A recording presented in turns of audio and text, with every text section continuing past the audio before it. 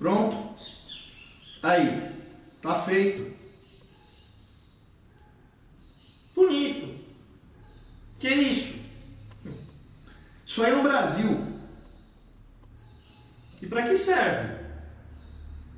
Não faço a mínima ideia.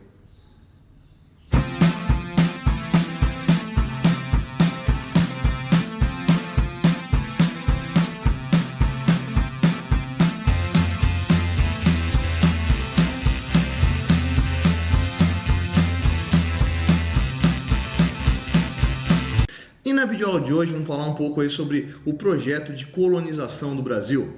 Pois é, para isso a gente vai ter que voltar ali sobre o descobrimento dele. Eu já fiz um vídeo sobre isso, né? Se você não viu, vai lá dar uma olhada. Então, o Brasil foi descoberto aí dentro de um processo chamado de grandes navegações, quando Portugal e Espanha vão começar a vasculhar o mundo conhecido aí, o mundo desconhecido, para tentar encontrar um novo caminho para as Índias, e os portugueses vão acabar aportando aqui no Brasil. Pois é, quando os portugueses chegaram aqui no Brasil, o intuito deles não era descobrir uma terra nova para colonizar. A ideia não era essa, né? Por quê? O princípio econômico vigente na época era o chamado mercantilismo, coisa que eu já falei em outros vídeos aí, né? E o mercantilismo parte de qual princípio? O que é que gera renda? O que é que permite acumular capital? As trocas desiguais no mercado. Por isso, mercantilismo, né? O sistema, né, de tendência ao mercado, né? Ou seja, o acúmulo de capital vai se dar em cima do mercado.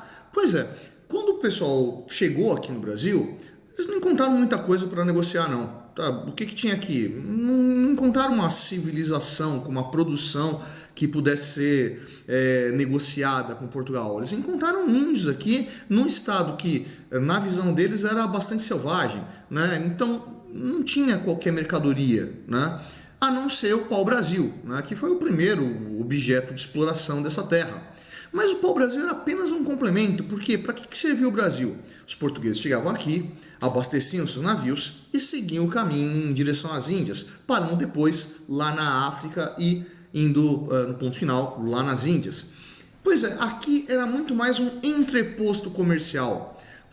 Ninguém vivia aqui, né? O que existia aqui eram feitorias, né? Que eram postos comerciais onde tinha ali um conjunto de portugueses que negociavam com os índios, compravam para o Brasil, vendiam coisas para eles, né? Ferramentas, instrumentos, alguma tecnologia manufaturada em metal, né? Trocavam lá com eles. Na hora que chegavam os portugueses, eles iam lá, abasteciam com o pau-brasil, com água, com alimento e siga o seu caminho. Pois é, entre 1500, quando foi descobrido o Brasil, e 1530, essa terra aqui ficou praticamente abandonada, né? Aqui era simplesmente espaço de feitorias. Então, pontualmente, em alguns locais do litoral, se encontrava lá a feitoria. Pois é, uma terra tão vasta aqui vai começar a chamar a atenção de outras pessoas, tá? Outros comerciantes de outros países de fora do Tratado de Tordesilhas, ou seja, franceses, holandeses, né, ingleses, vão começar a aportar aqui no Brasil. E para o índio que negociava com o português, negociar com o português ou com qualquer outro europeu, para ele não fazia diferença, né? Tá chegando alguém, tá oferecendo alguma coisa que eu quero, eles estão levando alguma coisa que eles querem e a troca tá feita, sem problema nenhum. Eles não tinham nenhum compromisso com os portugueses. E os portugueses começaram a coçar a cabeça e falar, a gente vai acabar perdendo essa terra, né? Ou a gente ocupa essa terra, ou daqui a pouco vai ter colônias francesas, holandesas, inglesas dentro desse território. Já estava aparecendo algumas feitorias desses outros países que os portugueses tinham que vir para cá e eliminar esses caras. Então, em 1530 surge então o projeto de colonização do Brasil. Passou por uma série de fases aí. A primeira tentativa foi um negócio chamado de capitanias hereditárias, que, cara, é uma referência direta à estrutura que se conhecia, que era o quê? O feudalismo, né? Apesar de Portugal nunca ter tido um feudalismo de verdade, na hora que eles vão tentar ocupar essa terra e torná-la produtiva, eles vão pegar a referência que eles tinham, né? Olha, eu não estou dizendo que no Brasil teve feudalismo, hein? Não vai entender mal, né? Aliás, já existe uma discussão muito grande historiador sobre essa presença de feudalismo aqui no Brasil, e realmente não teve. Tá? Então, o que eram as capitanias hereditárias? Eram grandes extensões de terra, onde um proprietário particular recebia o título de capitão e administrava a terra e tentava torná-la produtiva, atraindo gente para produzir nessa terra.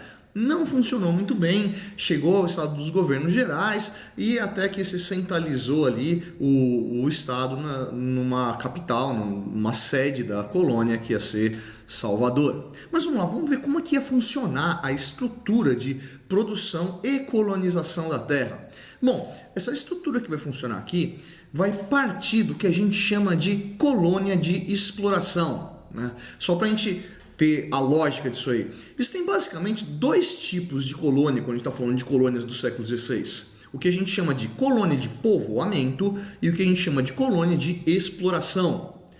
Tanto em uma quanto em outra existe povoamento e existe exploração. O que diferencia uma da outra então? Quando a gente fala de uma colônia de povoamento, a gente está falando em colônias do tipo aquelas 10 colônias do norte do que vai ser os Estados Unidos, as colônias inglesas, né? Daquelas 13 colônias que vai dar origem aos Estados Unidos, as 10 do norte eram colônias de povoamento, né? E o que é uma colônia de povoamento? É uma colônia onde o povoamento define como vai ser a exploração. Ou seja, quem é que foi para esse território? Foram degradados, né? Pessoas ali que cometeram algum crime ou que eram perseguidas políticas ou perseguidas religiosas das guerras de religião na Inglaterra, né? E que não cabiam mais na Inglaterra e vão para as colônias americanas, que vai ser os Estados Unidos, desculpa, né? Vai lá para a América, né? Ocupa aquele território. Em cima dessa ocupação, que geralmente estava definida em cima de minifúndios, né? Manufaturas. Então, em cima dessa ocupação e dessa exploração econômica, se define como exploraremos a colônia. Então, se criam impostos em cima das atividades. A colônia de exploração, por outro lado, onde o Brasil se encaixa, a exploração é que define o povoamento. Como assim?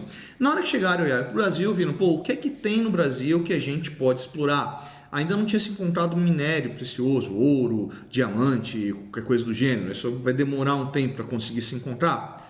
Tinha o pau-brasil. Mas o pau-brasil não era um sistema de exploração em produção em larga escala, né? Era mais um extrativismo, né? A árvore já estava lá, derruba e leva embora. Ninguém vai ficar plantando o pau-brasil, vai demorar por anos para chegar num ponto de corte, né? Tinha que ser algo mais ágil, algo mais rápido. E aí se observou a terra, tá? O que é essa terra, o que é esse clima, o que dá para produzir lá que dá renda?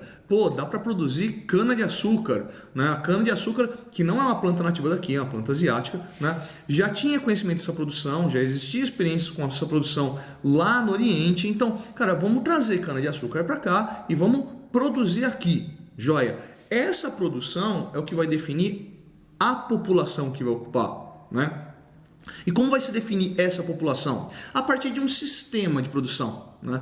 Conhecido como plantation. O que é a plantation?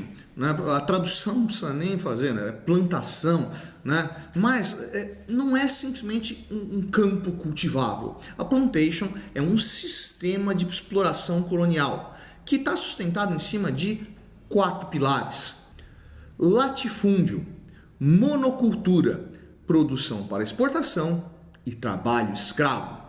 Vamos lá. Latifúndio, produção em larga escala, uma grande extensão de terra para produção.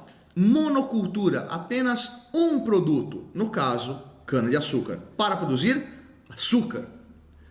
Produção para exportação, ou seja, esse produto não era para ser consumido na colônia, esse produto era para ser vendido na Europa. Mão de obra escrava, ou seja, quem é que vai colonizar o Brasil? Escravo. Com esse sistema da plantation, você consegue começar a perceber que ninguém que veio para o Brasil nesses primeiros anos da colonização veio aqui preocupado em construir uma vida nova aqui. Não era como as colônias inglesas, onde se expressão inclusive de vamos fazer a América, né? Ninguém estava preocupado em construir vida nova aqui. Não, isso aqui era espaço para investimento. Aliás, ninguém queria muito vir morar aqui. Tinha até um nome bastante simpático para o Brasil nessa época. Aqui era chamado de Inferno Atlântico. Por que Inferno Atlântico?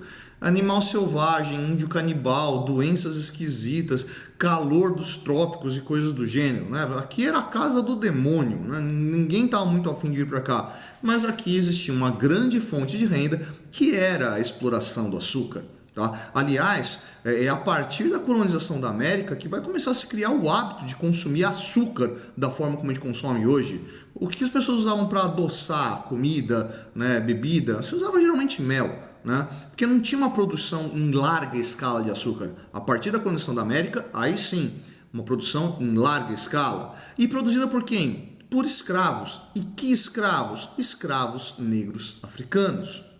Por que o escravo negro africano e não o escravo indígena? Eu já falei disso aí em outro vídeo, mas vamos repetir isso para entender essa lógica, né? Tá ligado diretamente ao mercantilismo. O escravo, se fosse nativo, né? E inclusive durante um momento se utilizou o escravo nativo, bastava caçá-lo. Caçava o escravo, caçava o índio, capturava, transformava ele em escravo e botava para trabalhar na lavoura.